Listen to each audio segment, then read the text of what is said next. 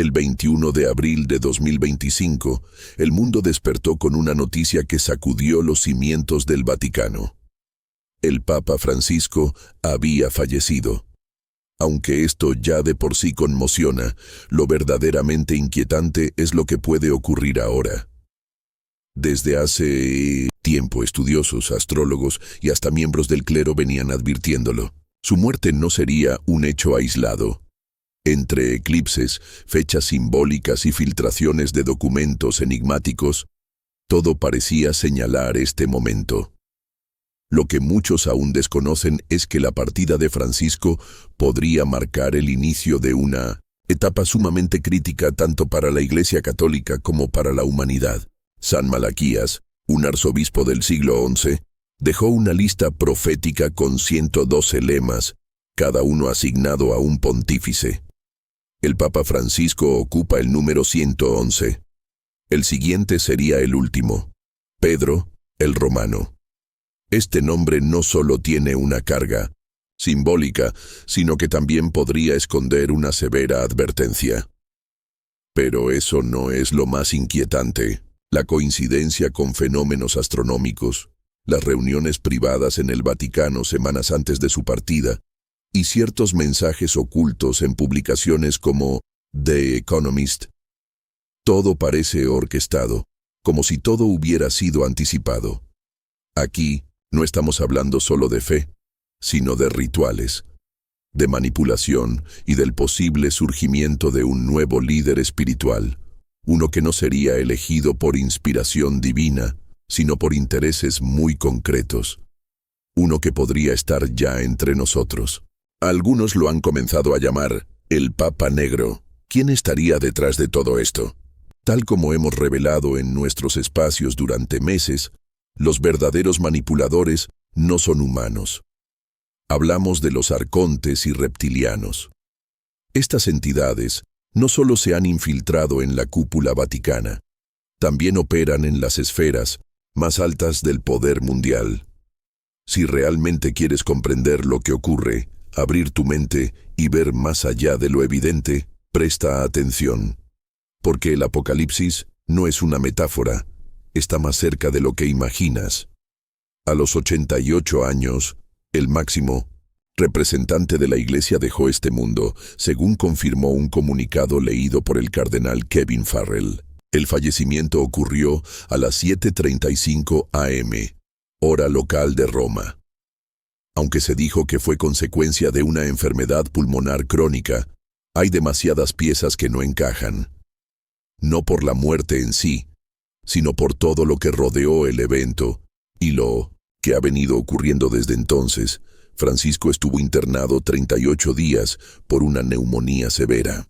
Fue dado de alta el 23 de marzo, aunque seguía visiblemente débil.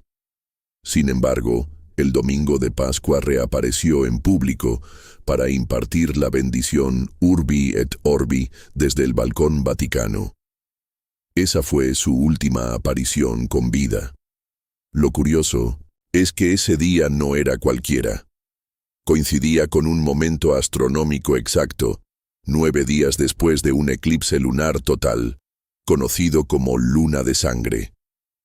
Un fenómeno que, a lo largo de la historia, se ha asociado con muerte, catástrofes y cambios profundos. Aunque muchos lo ignoraron, hubo quienes no lo pasaron por alto. Entre el 14 y el 23 de marzo, Saturno se alineó con el Sol, provocando un fenómeno extraño. Sus anillos desaparecieron temporalmente desde la Tierra. En el lenguaje ocultista, Saturno representa el fin de ciclos, el tiempo y el juicio. Todo eso ocurría mientras la salud del Papa se apagaba lentamente. Cuando el eclipse tiñó de rojo el cielo, los rumores sobre su muerte se dispararon. Y hay más. Desde inicios de marzo, el Vaticano organizaba encuentros privados bajo el nombre Crisis, Responsabilidades y Esperanzas, con la participación de científicos, teólogos y expertos en geopolítica. Nadie entendía por qué se hablaba de colapsos globales en una institución enfocada en cuestiones éticas o religiosas. Francisco no asistió. La versión oficial fue que su estado de salud era delicado. Algunos sostienen que ya no estaba con vida. Lo más impactante fue cuando se filtró un borrador de aquella reunión. Se hablaba de un colapso planetario, de una nueva estructura global y de una transformación inminente.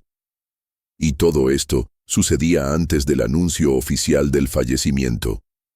Lo inquietante es que este tipo de guión coincide demasiado con advertencias que se han repetido a lo largo de los siglos.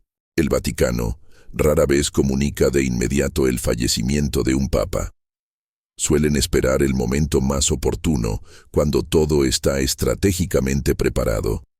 Y si analizamos la cadena de sucesos desde comienzos de año hasta ahora, da la impresión de que eligieron esta fecha con precisión quirúrgica. Porque esto no es simplemente la muerte de una figura religiosa, sino el fin simbólico de una etapa histórica. Francisco no fue un pontífice convencional. Encarnó una figura de transformación, de apertura al cambio. Algunos lo veían como un reformador valiente. Otros, como alguien que traicionó el legado ancestral. Incluso dentro del propio Vaticano, su presencia causaba divisiones. Mientras promovía inclusión y diálogo, muchos en las altas esferas tejían redes en la sombra, aguardando el momento de su partida. Y ahora que ya no está, esos hilos ocultos comenzarán a revelarse. Lo que se avecina no es simplemente otro papa. Lo que viene forma parte de un engranaje más complejo, parte de una estrategia cuidadosamente diseñada. Desde hace siglos circula, en ambientes discretos, una lista misteriosa que rara vez se menciona en voz alta dentro de la Santa Sede. La conocida profecía de San Malaquías se atribuye al arzobispo irlandés que durante una visita a Roma en el siglo XI habría experimentado una visión en la que vio el linaje completo de los papas hasta el final de los tiempos. En ese listado aparecen 112 lemas que describen a cada sumo pontífice. Y aquí es donde surgen las inquietudes. Jorge Mario Bergoglio, el Papa Francisco, sería el número 111. El siguiente en la lista no tiene número, sino un nombre impactante: Petrus Romanus, Pedro el Romano. Según el manuscrito, él cerraría el ciclo.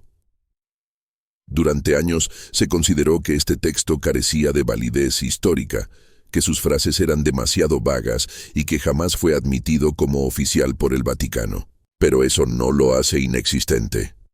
Fue dado a conocer por el monje benedictino Arnold de Wyon en el año 1595, y su nivel de coincidencia con los sucesores papales ha dejado perplejos a muchos estudiosos. Los primeros lemas coinciden sorprendentemente con los papas que describen. Y aunque en las últimas entradas el simbolismo se intensifica, los paralelismos siguen siendo difíciles de ignorar. Dentro de algunos círculos del cónclave se dice que esta profecía incluso podría influir en la elección del próximo líder, y eso es lo que más alarma. Porque si hay algo que el Vaticano domina con maestría, es el control de los relatos. Puede silenciarlos o hacerlos realidad. Y si alguien en el poder quisiera que la profecía se cumpla, no sería difícil encauzar los acontecimientos para que todo encaje como un rompecabezas. Ya ha sucedido antes que las coincidencias hayan sido meticulosamente diseñadas, que el fallecimiento del Papa Francisco haya coincidido con un fenómeno astronómico cargado de simbolismo ancestral, y precisamente en el año que tantos vinculaban con su retiro según cálculos numerológicos, no parece una simple casualidad. Pero vayamos al centro de la incógnita. ¿Quién es este tal Petrus Romanus? El nombre en latín remite de inmediato a San Pedro, considerado el primer pontífice de la Iglesia. Curiosamente, desde aquel entonces, ningún papa ha vuelto a adoptar el nombre Pedro, quizás por reverencia o por temor. Lo intrigante es que el nombre podría no ser literal.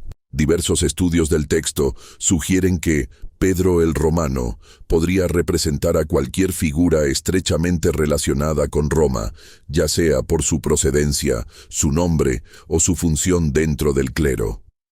Y ahí entran en escena personajes que hoy están bajo la lupa, como Pietro Parolin, actual secretario de Estado del Vaticano, hombre de poder absoluto en la curia y cuyo nombre es, literalmente, Pedro en italiano. También se menciona a ciertos arzobispos y vicarios con fuerte presencia e influencia en Roma. No obstante, existe una visión aún más perturbadora. Algunos investigadores interpretan que Petrus Romanus no sería solo el último sumo pontífice, sino el falso profeta. Un líder que, bajo una apariencia mesiánica, conduciría a la transformación definitiva de la Iglesia. Una transformación que no vendría por voluntad de los creyentes, sino impuesta desde los más altos niveles del poder eclesiástico. Según la antigua profecía, este último papa gobernaría durante un período de enormes tribulaciones.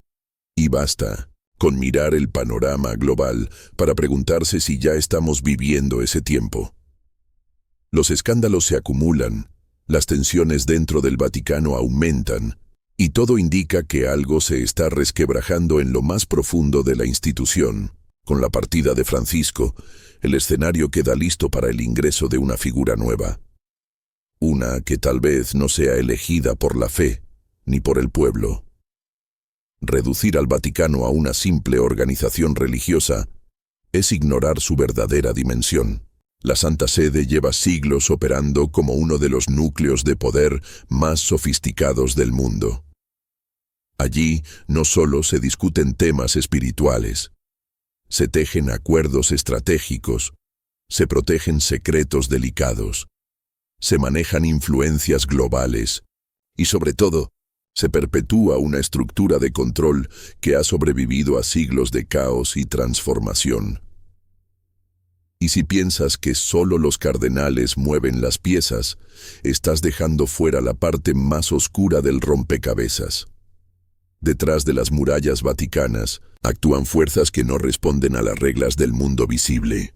De acuerdo con múltiples reportes provenientes de investigadores, exintegrantes de órdenes religiosas y hasta especialistas en exorcismos, hay quienes aseguran que en los niveles más altos del clero operan inteligencias que no son de origen humano. Es aquí donde entra un concepto del que casi nadie se atreve a hablar abiertamente, los llamados arcontes. Se describe a estas entidades como seres invisibles, sin forma física, que habitan una dimensión inferior a la nuestra. Aunque no puedan verse, tendrían la capacidad de cruzar entre planos para manipular y ejercer influencia desde adentro.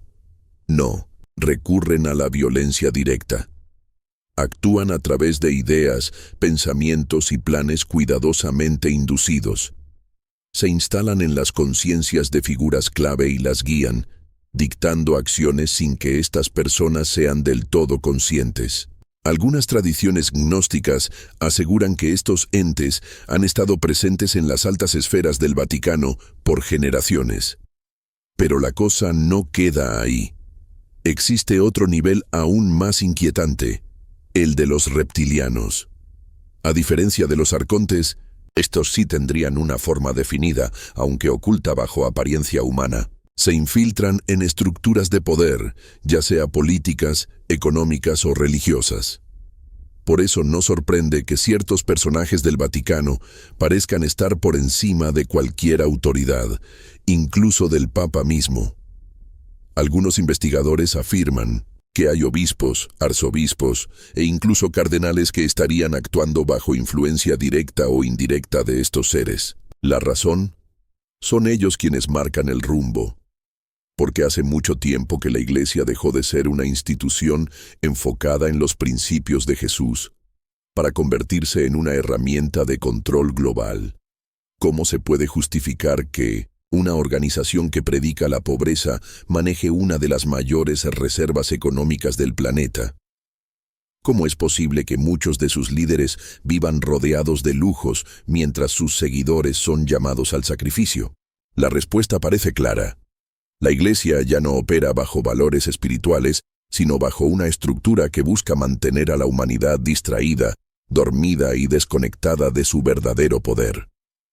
Tras el telón se esconden pactos, ceremonias y alianzas que la mayoría no se imagina. Y es dentro de este escenario que la muerte de Francisco toma una nueva dimensión. Aunque fue presentado como un papa progresista, con deseos de modernizar la Iglesia, su rol parece haber sido más simbólico que transformador. Fue simplemente un punto intermedio. Mientras hablaba de reformas e inclusión, en las sombras se preparaba algo mucho más profundo. Un rediseño total del modelo eclesiástico.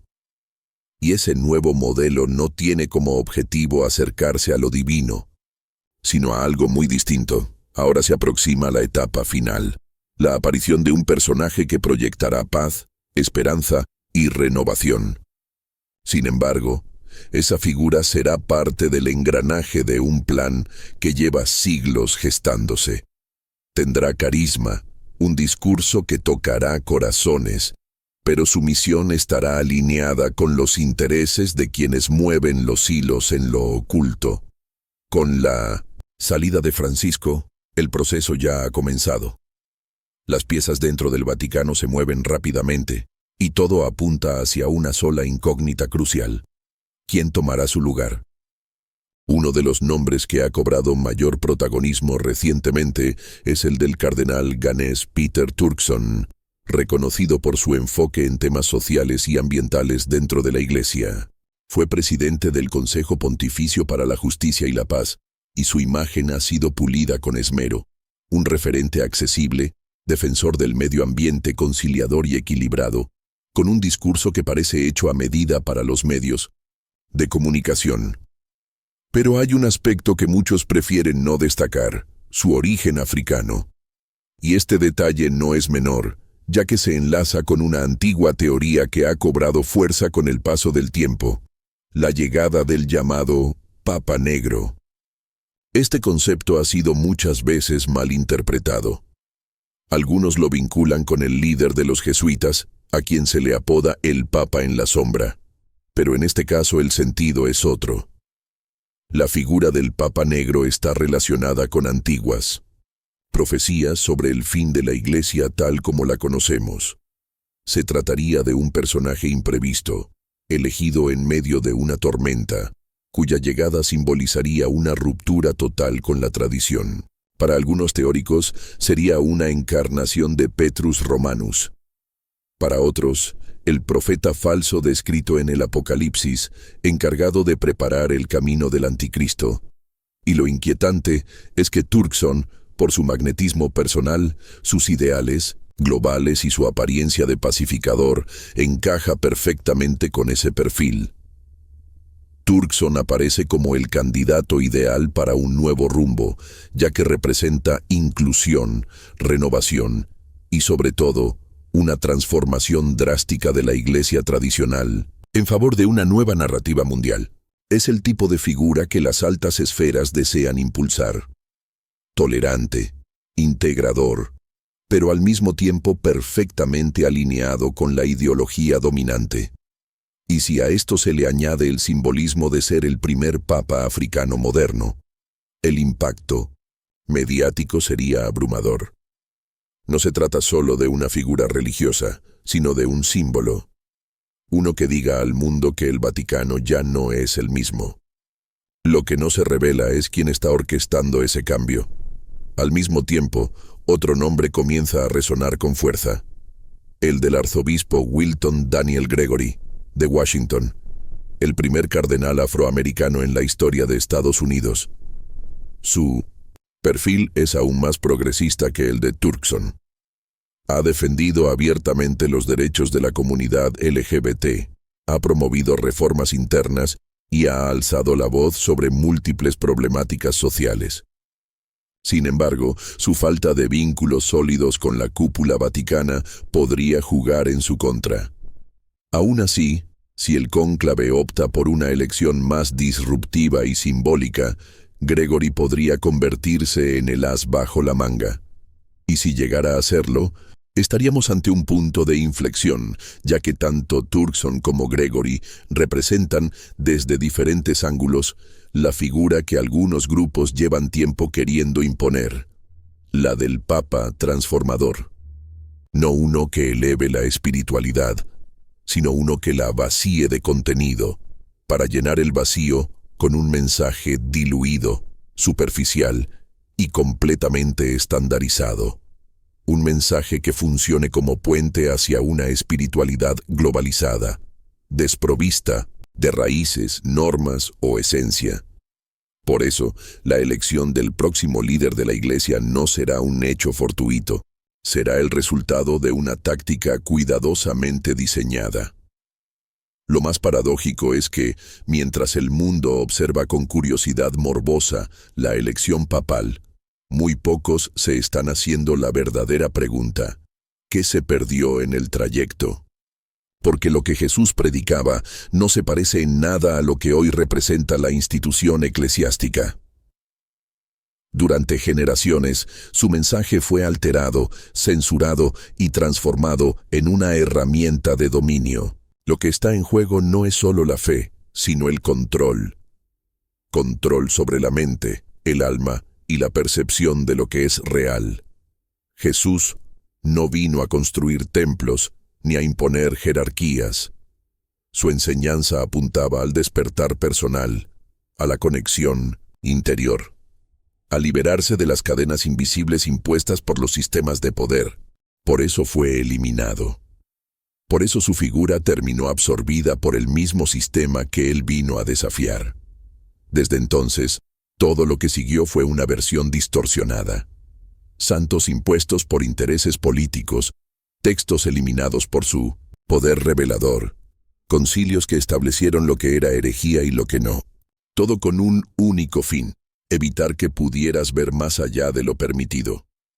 Los arcontes, esos seres parasitarios mencionados por los gnósticos, no necesitan atacar de forma directa. Solo requieren que creas una falsedad el tiempo suficiente. Y eso es lo que han logrado con gran parte de la religión organizada. Alimentan el miedo, refuerzan la culpa y bloquean cualquier intento de conexión directa con lo divino. Y si a esto le sumamos los acuerdos con entidades más físicas, como los reptilianos, que han sido revelados por numerosos denunciantes como infiltrados entre las élites, el panorama deja de ser una mera teoría conspirativa. Es una realidad en la que el poder espiritual ha sido tomado y convertido en un espectáculo. Lo peor es que millones siguen apoyando sin darse cuenta de que están siendo parte del engaño. Lo más urgente ahora no es anticipar el nombre del próximo papa. Es despertar, porque si realmente estamos viviendo el tiempo del falso profeta, si efectivamente estamos presenciando el cumplimiento de la profecía de Petrus Romanus, entonces no es solo el fin de una era en el Vaticano, es el último intento por erradicar todo rastro del mensaje verdadero que una vez iluminó al ser humano. Ese mensaje que hablaba de libertad, no de sumisión, de verdad, no de tradición. Prepárate, no con miedo, sino con conciencia. Cuestiona todo. No repitas lo que te enseñaron sin antes analizar quién lo escribió y con qué propósito. Mantente alerta a los símbolos, las señales y los discursos vacíos que prometen paz a cambio de obediencia incondicional. Lo que se avecina no será fácil, pero si estás despierto, si has visto lo que pocos se atreven a ver, entonces ya diste el primer paso. La muerte de un papa puede ser solo un acontecimiento, o puede ser el comienzo de algo para lo que nadie está preparado. Pero dime, ¿qué opinas tú sobre lo que está por venir? No olvides unirte a nuestra comunidad. En la descripción encontrarás los enlaces oficiales a nuestras redes sociales para que puedas interactuar con nosotros.